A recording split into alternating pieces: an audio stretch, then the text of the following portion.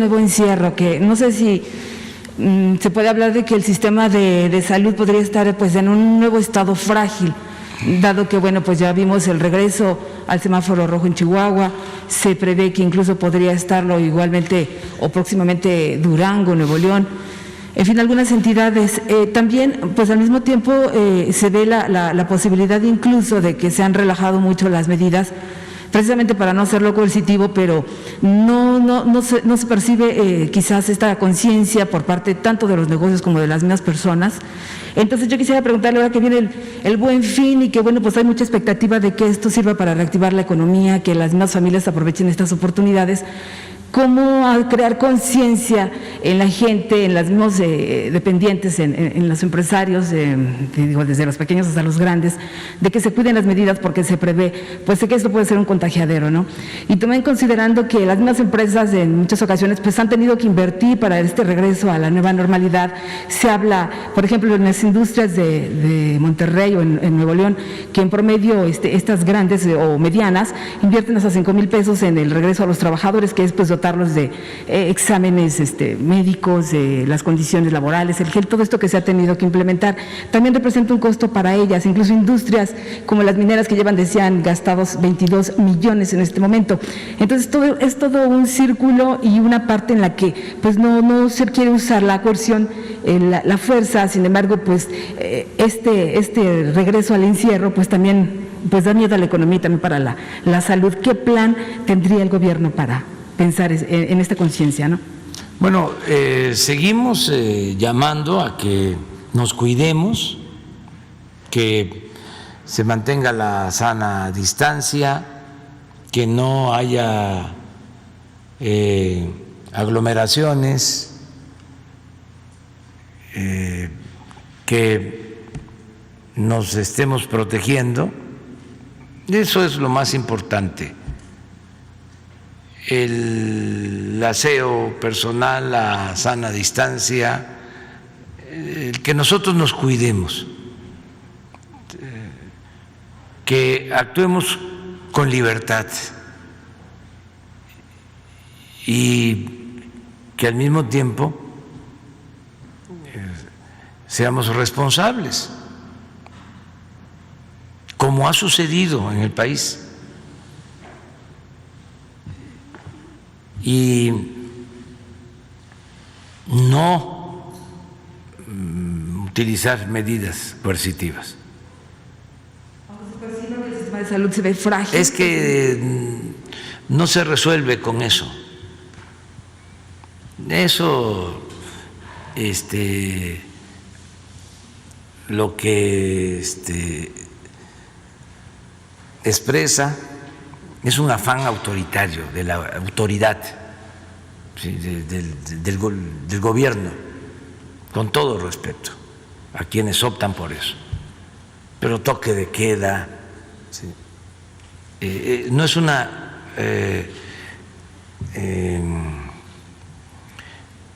actitud de confianza hacia la gente, es ponerse por encima como autoridad y ver a los ciudadanos como menores de edad, como que no entienden y como que ni modo, solo es a fuerza. No, yo lamento que eso se esté aplicando en Europa. Ni en los peores momentos de Europa habían esos toques de queda, todas esas medidas. Claro que para un conservador eso es, para decirlo coloquialmente, con todo respeto a los maestros del lenguaje, es mole de olla, que eso les encanta, les fascina. Todo lo que es mano dura, dictadura. Y si no la mano dura, la mano blanda. Pero autoridad. No, confiar en la gente. Nuestro pueblo es obediente, responsable, consciente, un pueblo que fue capaz de decir basta a la corrupción y a la antidemocracia, y que es ejemplo a nivel mundial.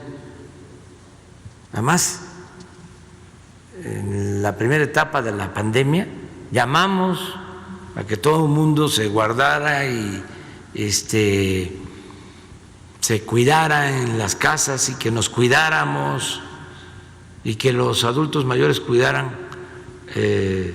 a sus familiares y que los familiares cuidaran a los adultos mayores. Y así fue, sin medidas coercitivas, y bajamos completamente el nivel de la pandemia, el número de contagios, y eso nos permitió levantar todo el sistema de salud, abrir hospitales, tener camas, reconvertir hospitales para atención a COVID, adquirir equipo, capacitar a médicos generales, contratar a personal, y no se nos saturaron los hospitales. Y vaya que nos dejaron un sistema de salud tirado, con obras inconclusas, y salimos adelante. Nos dio tiempo la actitud de la gente para tener disponibilidad y atender a pacientes. Entonces, no debemos de alarmarnos. Desde luego no estoy minimizando el problema. Esta es una pandemia terrible que ha causado mucho dolor, que sigue afectando en todo el mundo y en nuestro país, pero no se resuelven las cosas con autoritarismo. Nada por la fuerza, todo por la razón y el derecho. En el caso de los estados donde ha habido un incremento de contagios que no necesariamente de defunciones, esto hay que aclararlo, porque en la evaluación que llevamos a cabo todos los lunes, sí hay estados, Chihuahua, por ejemplo, que tiene 70-75% de su capacidad hospitalaria ocupada y se está reforzando. Pero si vemos la gráfica de Chihuahua, sí hay un incremento en casos, pero no necesariamente, y eso debe de tomarse en cuenta, de pérdidas de vidas humanas, porque ya ha mejorado mucho la atención.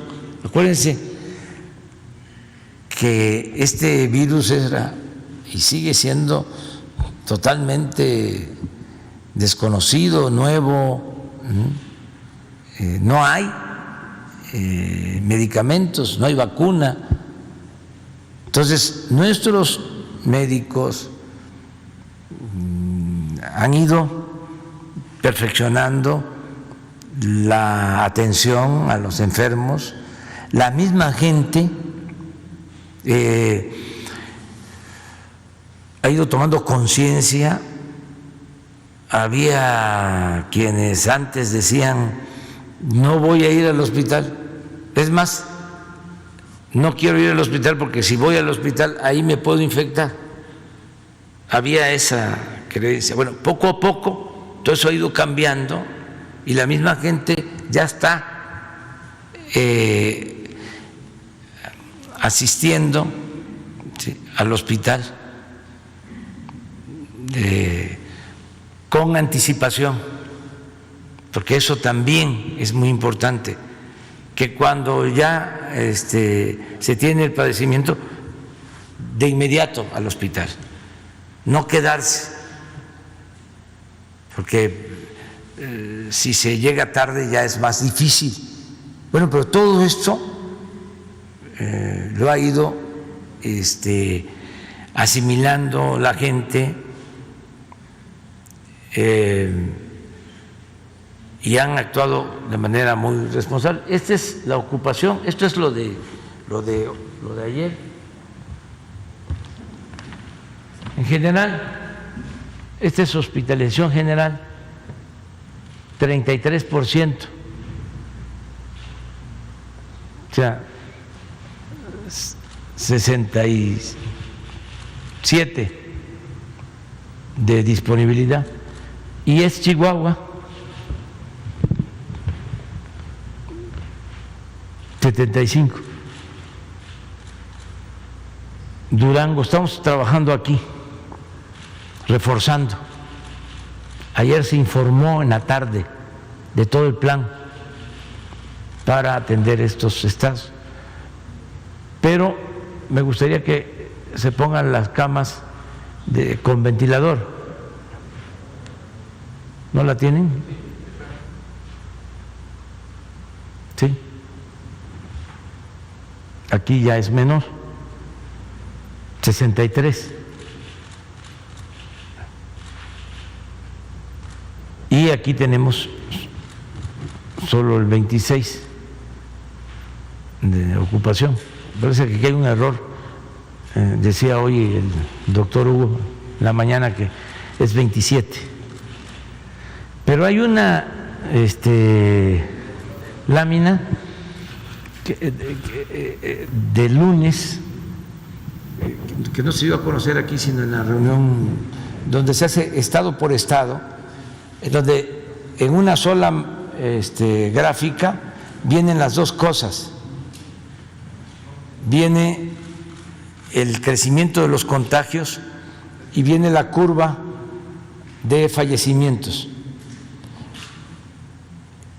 Hay una demora, siempre se los explica el doctor Hugo, ¿no?, de 2 semanas. Sin embargo, el lunes que evaluamos, aún con los aumentos en los casos, en ningún estado hay incremento de fallecimientos. Al corte que hicimos el lunes.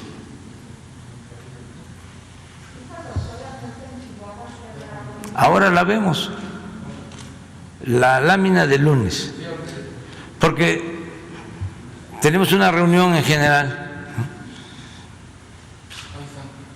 Miren, este es Chihuahua.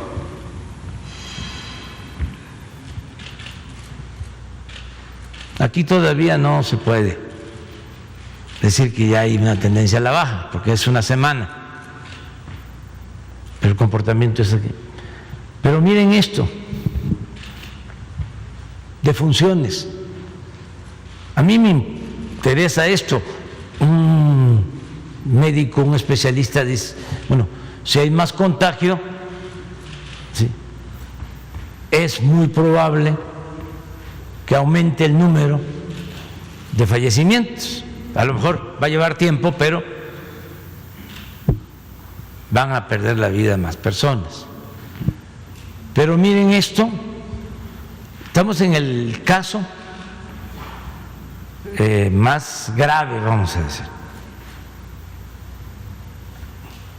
Estos fallecidos.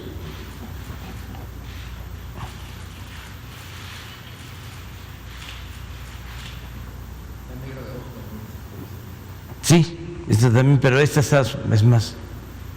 Pero así está en todo el país. No sabemos, porque aquí estamos hablando de la semana 42 y siempre hay, pero esta es la evaluación del lunes, de antier, en la noche. No estoy minimizando pues el problema, quiero nada más que nos ubiquemos. Claro, imagínense lo que está pasando en Europa. Nosotros vivimos en un mundo globalizado, intercomunicado. Estamos viendo lo que está pasando en España, lo que está pasando en Francia, en Italia. Y aquí hay, en estos estados, estos incrementos, pero ¿cómo hacerle para que no se nos convierta en una situación inmanejable? Yo podría decir con